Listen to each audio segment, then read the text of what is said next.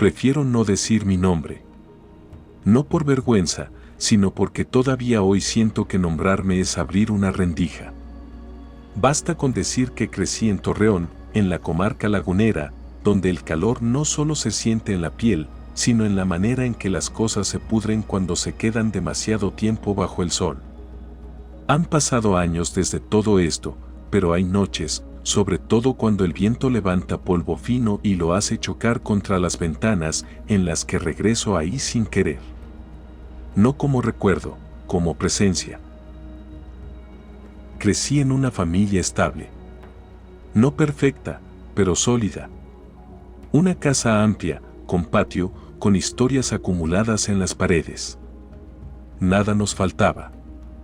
Había rutinas, risas medidas, discusiones normales. Lo digo porque es importante entender que no veníamos rotos de origen. La fractura llegó después. Y llegó de golpe. Mi padre tuvo una relación con otra mujer durante varios años. No fue un desliz breve ni un rumor exagerado. Fue algo que se sostuvo en silencio hasta que el silencio ya no aguantó. Cuando todo salió a la luz, la casa cambió de sonido. Las puertas ya no cerraban igual. Los pasos pesaban más. Hubo llanto contenido, conversaciones a media voz, noches en vela. Mi padre pidió perdón. Lloró como nunca lo había visto. Mi madre, agotada, decidió intentar reconstruir algo con lo poco que quedaba. Pensamos, todos, que el daño había sido ese y nada más. Pero esa mujer, la otra, no se fue sin dejar palabras sembradas. Dijo que se iba a vengar. No gritó. No hizo escándalo. Lo dijo como quien anuncia el clima de mañana. Luego desapareció de nuestras vidas. O eso creímos. Lo que siguió fue una caída lenta pero constante. Primero el dinero. Pleitos legales, decisiones apresuradas, ventas forzadas. Cosas que habían pertenecido a la familia por generaciones se fueron una por una. Vehículos, terrenos, recuerdos convertidos en papeles firmados con prisa. Hasta que llegó el día en que tuvimos que vender la casa donde crecí. Recuerdo caminar por los cuartos vacíos, escuchar mi propia respiración rebotar en las paredes. Algo ya no quería que nos fuéramos, pero en ese momento no supe nombrarlo. Nos mudamos al oriente de la ciudad, a una casa de interés social recién construida, en una zona que apenas empezaba a poblarse. Alrededor, puro terreno baldío. Lotes sin bardas, sin árboles, sin historia aparente. La casa estaba sola, expuesta. No tenía protecciones, ni rejas, ni mosquiteros.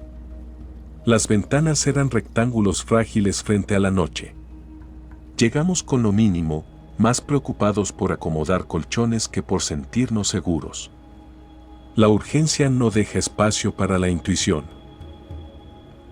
Al principio, el silencio parecía una bendición.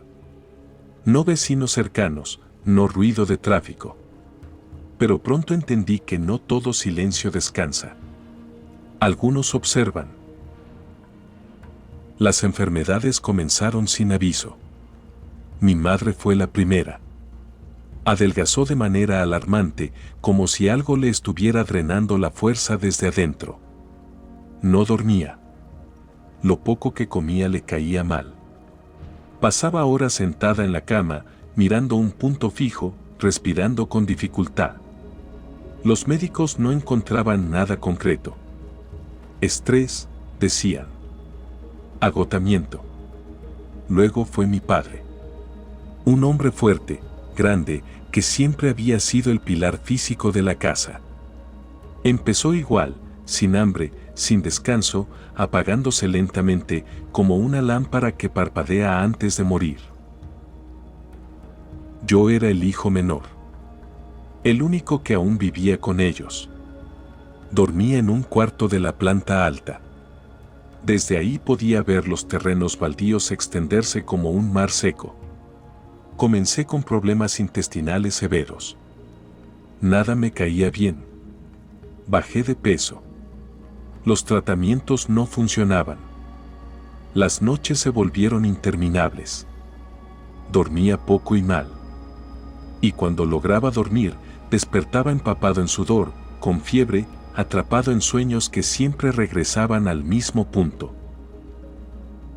En esos sueños había un sonido. Uñas. Uñas largas raspando un vidrio. No era un golpe. No era un arañazo violento. Era un raspar constante, insistente, como si alguien estuviera probando paciencia. El sonido venía siempre del mismo lugar, la ventana de mi cuarto. Me despertaba con el corazón acelerado, el cuerpo tenso, escuchando aún el eco de ese ruido aunque al abrir los ojos todo pareciera quieto. Empecé a temerle a la noche no por lo que mostraba, sino por lo que prometía. Un día, una vecina del patio trasero habló con mi madre. Le dijo, casi como comentario casual, que por las noches habían visto sombras moviéndose en nuestro techo. A veces en el patio. A veces asomándose por mi ventana. Mi madre fingió no darle importancia. Yo la vi apretar los labios. Yo empecé a cerrar la puerta de mi cuarto incluso con calor. Aún así, el aire encontraba la manera de entrar. La fiebre empeoró. Hubo una madrugada, no recuerdo el día exacto, solo que el calor era espeso y el viento casi inexistente, en la que la fiebre me tenía fuera de mí. La ventana estaba abierta. No había protección alguna. Me quejaba dormido, hablaba, me movía sin control. En el sueño sentí que algo me sujetaba los brazos. El dolor era real, punzante, como si me estuvieran marcando la piel con intención. Encima de mí había una figura. No puedo decir con certeza qué era. Mujer, animal, algo intermedio. Algo que no terminaba de tomar forma. Mis gritos despertaron a mi madre. Cuando abrió la puerta del cuarto, se quedó paralizada. Eso me lo contó después, con la voz rota. Dijo que encima de mí había algo con alas. No un pájaro. No algo conocido. Tenía el tamaño de una persona. Brazos que parecían humanos. Garras que me sujetaban con fuerza. Pero lo que más la marcó fueron los ojos. Ojos humanos en una cara que no lo era. En ese instante entendió que no estaba soñando. No pudo gritar. No pudo moverse. Solo pudo orar. Yo desperté cuando sentí un golpe de aire, como si algo hubiera salido disparado por la ventana. Recuerdo el aleteo alejándose, las palabras atropelladas de mi madre, el cuarto temblando con una quietud antinatural. Nada más. Esa noche no fue el final. Fue apenas el primer momento en que entendimos que algo había cruzado con nosotros. Y que no había llegado solo. La casa, desde entonces, nunca volvió a sentirse vacía. Después de esa noche, el tiempo dejó de avanzar como antes. No sabría decir si pasaron horas, días o semanas con claridad. Todo se volvió espeso, como si cada recuerdo tuviera que abrirse paso a empujones dentro de mi cabeza. Lo primero que regresó fue el dolor del cuerpo. Al amanecer, mis brazos y mi pecho estaban marcados con moretones oscuros, alargados, como huellas de dedos que no correspondían a ninguna mano humana. Mi madre los vio en silencio. No lloró. No gritó. Solo se sentó a mi lado y comenzó a orar otra vez, con una fe cansada, pero urgente. Yo no podía explicarle lo que había sentido. Porque no había sido solo miedo. Había algo más difícil de aceptar, una sensación de haber sido elegido, señalado. como si aquello no hubiera entrado por accidente, sino respondiendo a algo que ya estaba escrito desde antes, desde mucho antes de esa casa. Llamamos a mis tíos esa misma mañana. Son evangélicos, hombres y mujeres de oración constante, de palabras firmes. Llegaron aún con la noche pegada al cuerpo. Subieron al cuarto, tocaron las paredes, miraron la ventana abierta como si fuera una herida mal cerrada. Comenzaron a orar por nosotros, por la casa, por cada rincón. Yo estaba débil, sentado en la cama, temblando. A mitad de esas oraciones sentí un nudo en el estómago, una náusea violenta. Corrí al baño y vomité algo amarillo, amargo, espeso. No se parecía a nada que hubiera expulsado antes. Uno de mis tíos dijo que no miráramos, que no preguntáramos, que solo siguiéramos orando. Esa noche dormí por primera vez en semanas sin fiebre. El silencio volvió, pero no era el mismo. No era descanso. Era vigilancia. Durante los días siguientes, mis padres comenzaron a mejorar. Lentamente, casi con desconfianza. Mi madre volvió a comer un poco. Mi padre recuperó algo de fuerza. Yo dejé de escuchar las uñas en la ventana. La casa parecía aceptar nuestra presencia, como si hubiera terminado una negociación invisible. Empezamos a asistir a la iglesia con regularidad. Nos aferramos a eso como quien se aferra a una tabla en medio del agua. Pero hay cosas que no se van. Solo aprenden a esperar. Yo seguía sintiendo algo en el cuarto. No como antes, no con violencia, sino como una presión constante. Al acostarme, sentía que el aire se acomodaba de una forma extraña, como si alguien más estuviera encontrando su lugar. A veces despertaba de madrugada con la certeza absoluta de que no estaba solo, aunque no hubiera ruido alguno. Miraba la ventana, la puerta, el techo. Nada. Pero el cuerpo sabe cosas que la vista no confirma. Fue entonces cuando mi padre habló. Una noche, sentados en la pequeña sala, con la luz encendida y la televisión apagada, nos dijo que sabía de dónde había venido todo. Su voz sonaba hueca. Nos contó que aquella mujer, la misma con la que había tenido la relación, lo había buscado tiempo atrás. Que le habló de castigos. No en metáforas. Castigos concretos, pérdidas, enfermedad, ruina. Le dijo que no sería inmediato, que sería lento, que dolería más así. Mi padre pensó que eran amenazas vacías, palabras dichas desde el rencor. Se equivocó. Pero lo que más nos celó fue lo último que dijo. Contó que hacía apenas unas semanas ella lo había llamado de nuevo. No para burlarse. No para exigir. Solo para decirle que ya no podía seguir. Que algo se le había salido de las manos. Que no era eso lo que había querido desatar. Nadie preguntó más. Porque algunas respuestas no alivian. Solo confirman. Desde entonces, la casa se volvió más silenciosa por las noches, pero ese silencio ya no me tranquilizaba. Empecé a soñar con alas, con sombras que se detenían en los techos vecinos, con ojos humanos mirándome desde lugares donde no debería haber rostro alguno. No eran pesadillas completas. Eran fragmentos. Retazos de algo que seguía ocurriendo aunque yo cerrara los ojos. A veces, al despertar, sentía un peso en el pecho, como si alguien hubiera estado ahí sentado, escuchando mi respiración.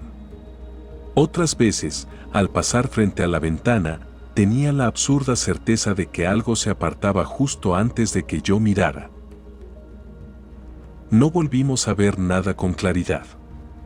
No hubo más ataques. No hubo más vómitos, ni marcas nuevas.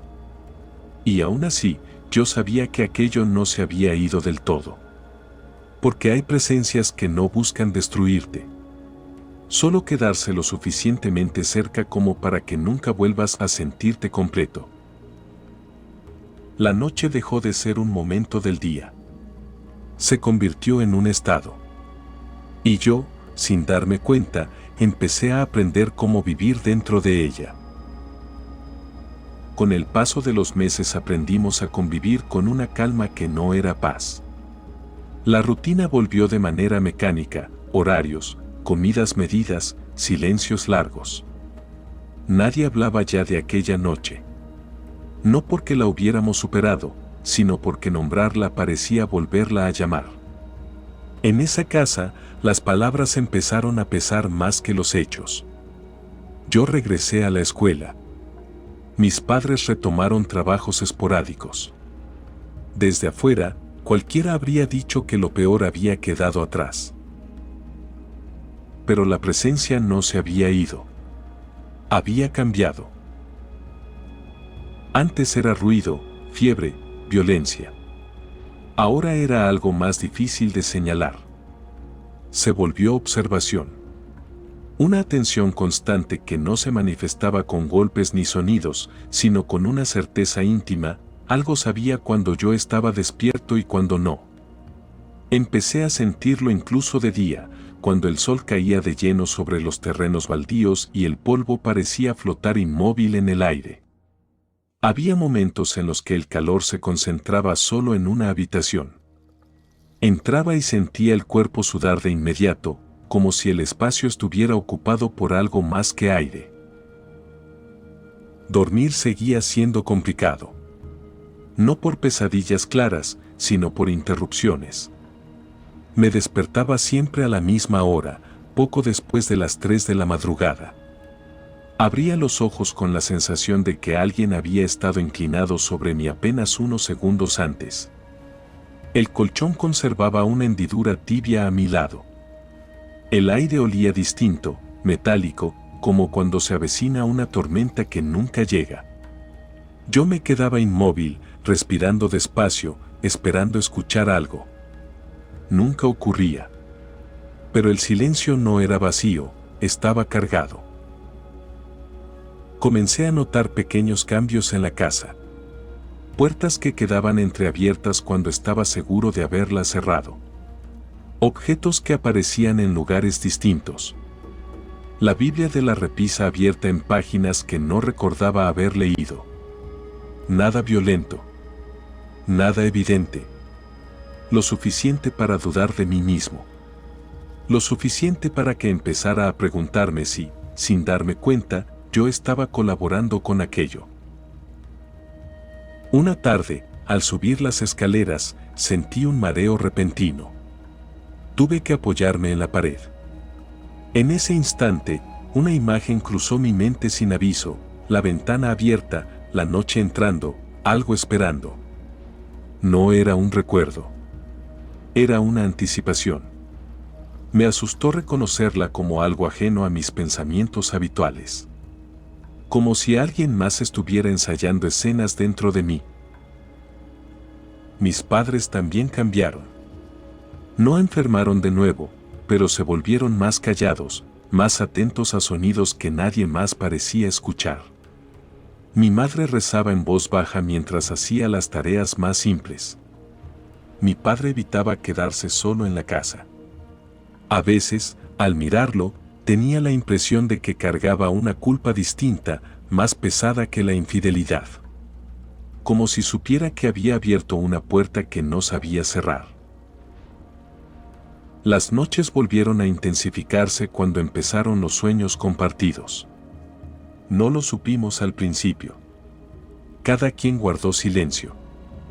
Hasta que una mañana mi madre me preguntó, sin rodeos, si había soñado con alas. Sentí un frío inmediato en el estómago. Asentí. Ella bajó la mirada. Dijo que había soñado con algo posado en el techo, mirando hacia mi cuarto, esperando una señal. Mi padre, al escuchar eso, se levantó de la mesa y salió sin decir palabra. Esa misma semana, al volver de la escuela, encontré la ventana de mi cuarto abierta. No recordaba haberla dejado así. El viento apenas corría. El polvo del exterior parecía detenido, como si el mundo hubiera contenido la respiración. Me acerqué despacio. Al asomarme, tuve la sensación inequívoca de no estar mirando hacia afuera, sino hacia algo que me devolvía la mirada desde un punto imposible de ubicar. Esa noche, por primera vez desde el ataque, sentí contacto. No fue un agarre violento. Fue un roce. Algo pasó cerca de mi brazo, lo suficiente para erizar la piel. Me giré de golpe, el corazón desbocado. No había nada. Pero el aire estaba más frío, denso. Sentí una presión leve en el pecho, como una mano apoyada sin fuerza, probando. Y entonces entendí algo que me heló más que el miedo: aquello estaba aprendiendo. Ajustándose. Midiendo cuánto podía acercarse sin ser rechazado. Ya no era solo un testigo de lo que ocurría en esa casa. Algo había empezado a tomarme en cuenta. Hay un instante, breve, casi imperceptible, en el que uno entiende que ya no está reaccionando, sino respondiendo. No ocurrió con un golpe, ni con una aparición clara. Ocurrió con algo mucho más peligroso: costumbre. La presencia dejó de anunciarse. Ya no necesitaba hacerlo. Se movía dentro de la casa como si hubiera aprendido su respiración, como si conociera los horarios, las pausas, los momentos exactos en los que nadie miraba directamente. Yo empecé a sentirla no como algo externo, sino como una variación del ambiente, una diferencia mínima en la presión del aire, en el peso del silencio. A veces, al entrar a mi cuarto, sabía que había estado allí segundos antes. No por miedo. Por familiaridad. Fue entonces cuando empezó a interactuar de verdad. No con palabras. Nunca con palabras. Con impulsos. Pensamientos que no parecían míos del todo. Ideas que surgían completas, cerradas, sin esfuerzo. Sabía dónde no debía mirar, y aún así miraba. Sabía cuándo levantarme de la cama, y lo hacía antes de entender por qué. Había noches en las que me sentaba en el borde del colchón, completamente despierto, sin recordar haber decidido hacerlo. El cuerpo obedecía a algo que no pedía permiso en voz alta. La casa también respondió. Los rincones se volvieron más definidos. Había lugares donde el aire era más espeso, donde el sonido se apagaba de golpe. El pasillo frente a mi cuarto se convirtió en una especie de frontera. No lo cruzaba sin sentir un leve mareo. No era amenaza. Era advertencia. Como si algo me dijera: hasta aquí.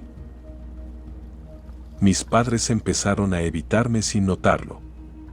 No por rechazo, sino por una incomodidad que no sabían nombrar. Mi madre dejó de rezar en voz alta cuando yo estaba cerca. Mi padre no me miraba directamente a los ojos por mucho tiempo. Una noche los escuché discutir en susurros. Mi nombre apareció varias veces. También la palabra cambio. También marca. No entré. No quise. Porque, en el fondo, yo ya sabía. El verdadero punto de quiebre llegó una madrugada sin sobresaltos. Nada se cayó. Nadie gritó. No hubo sombras en las paredes. Me desperté con una claridad absoluta. No con miedo. Con comprensión. Supe, sin que nadie me lo explicara, que la presencia no estaba allí por error, ni por venganza, ni siquiera por castigo. Estaba allí porque algo había sido aceptado. No por mis padres. Por mí. Recordé, como un eco lejano, aquella primera noche. El instante exacto en el que, paralizado por el terror, dejé de resistirme. No recé. No grité. No pedí ayuda. Solo observé. Solo permití. No fue un pacto verbal. Fue algo más primitivo, el consentimiento silencioso del que quiere sobrevivir. La presencia se manifestó entonces de la única forma que le era posible. No tomó forma. No necesitó hacerlo. Se asentó. Sentí su atención completa, enfocada. No invasiva. Expectante. Como si aguardara una decisión que solo yo podía tomar ahora, conscientemente. Seguir siendo testigo. O convertirme en algo más dentro del equilibrio que había nacido en esa casa. Entendí que rechazarla no significaba que se fuera. Significaba conflicto. Ruptura. Volver al dolor físico, a la enfermedad, al desgaste lento de quienes me rodeaban. Pero aceptarla tampoco era rendirse del todo. Era establecer límites. Reconocer su existencia sin ofrecer más de lo necesario. Me levanté de la cama. Crucé el cuarto. Cerré la ventana. No de golpe. Con calma. Como quien marca un territorio sin violencia. El aire cambió. La presión cedió apenas. No desapareció. Se replegó. Hasta aquí, dije en voz baja. No sé si fue para mí o para aquello. Desde esa noche, la presencia siguió ahí. Nunca se fue. Pero tampoco volvió a tocarme. Se mantuvo como algo que observa desde la distancia acordada. Yo aprendí a no invitarla, pero también a no negarla. Porque negar lo que existe solo lo vuelve más hambriento. La casa sigue en pie. Mis padres viven. Yo crecí. Me fui de allí con los años, pero hay noches, aún ahora, en las que siento el mismo silencio espeso, la misma pausa en el mundo. Y sé que no importa dónde esté, algunas presencias no se adhieren a los lugares, sino a las decisiones. No todos los pactos se firman con sangre. Algunos se sellan con silencio. Y si estás escuchando esto, si algo en tu entorno se volvió demasiado atento, recuerda, no todo lo que observa quiere destruirte, pero todo lo que observa espera una respuesta. Aquí se cierra el relato. Aquí se sella el límite. Aquí termina el llamado. Que lo escuchado no te siga. Que lo nombrado no te reconozca. Que la noche pase y no vuelva a quedarse. No volví a ver a la presencia. O quizás sí, pero aprendí algo que nadie me había dicho antes. No todas las entidades se van cuando amanece. Algunas se quedan porque les enseñaste el camino. Después de aquella noche, la casa volvió a ser una casa. Las paredes dejaron de crujir con intención. El aire ya no se espesaba al caer el sol. Dormí. Soñé. Desperté sin esa sensación de estar siendo medido desde un rincón imposible. Pero algo había cambiado. No en la casa. En mí. Comprendí que no todo lo que observa quiere dañar. Pero todo lo que observa aprende. Aprende tus miedos, tus rutinas, tus grietas. Aprende cuando estás solo, cuando dudas, cuando bajas la guardia. Y a veces, solo a veces, espera a que seas tú quien dé el siguiente paso. Por eso hoy cuento esta historia. No como advertencia. no como confesión, sino como memoria compartida. Porque si estás escuchando esto, si llegaste hasta aquí, es posible que alguna vez hayas sentido lo mismo. Esa certeza inexplicable de que no estabas solo, aunque nadie más pudiera verlo. Y tal vez, solo tal vez,